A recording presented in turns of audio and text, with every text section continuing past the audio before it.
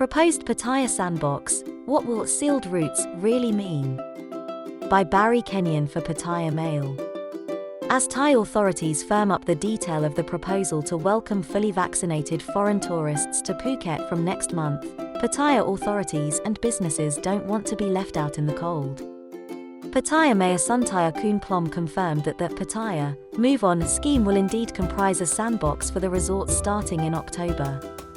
The problem is that sprawling Pattaya, now virtually a satellite of the Bangkok metropolis, is not an island. There are literally dozens of highways and exit routes for those determined to escape unobserved. During the lockdown last March and April, local authorities discovered just how difficult it is to question every driver on the roads. Sooner or later, you have to accept that 100% surveillance is impossible. Another difference is that Pattaya does not have a truly international airport like Phuket. Of course, there is Utapao, about 40 miles away, but this facility is still mainly for short-haul and charter flights. The Thai Tourist Authority says that most sandbox passengers this year will be from Europe, which means that the crowds, if any, will be touching down at a Bangkok airport. One assumes that landing passengers will have their own dedicated channel for immigration officers to examine their voluminous paperwork and maybe to receive a test health check on arrival.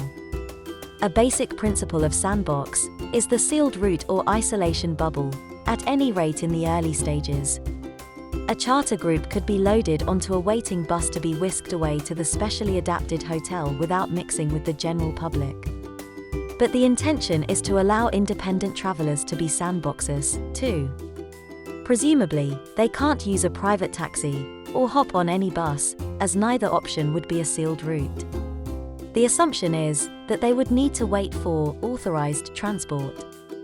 The issue of charter versus independent clients, in this type of scheme, needs a close scrutiny if serious arguments are to be avoided at Thai airports. People want minimal bureaucracy when they are tired after a long flight.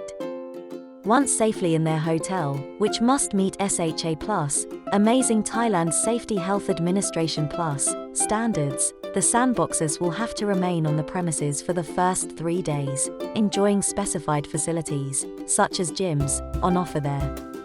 On the following 4 days, they will be allowed out to visit local sites, but again, must not mix with the general public.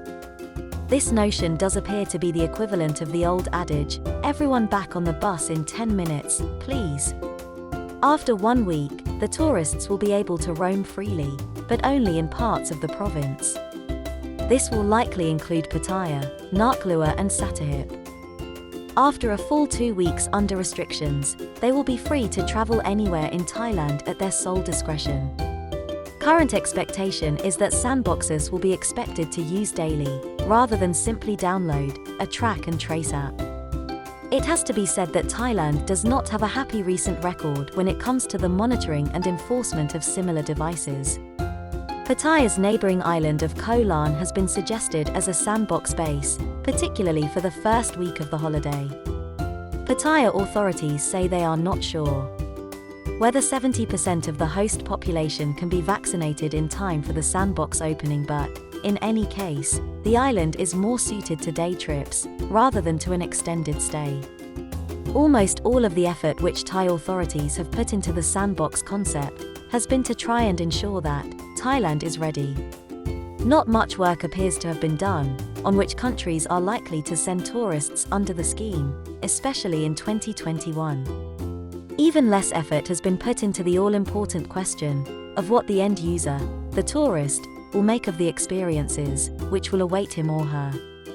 In particular, what exactly a sealed route is, requires a lot of clarification. And soon.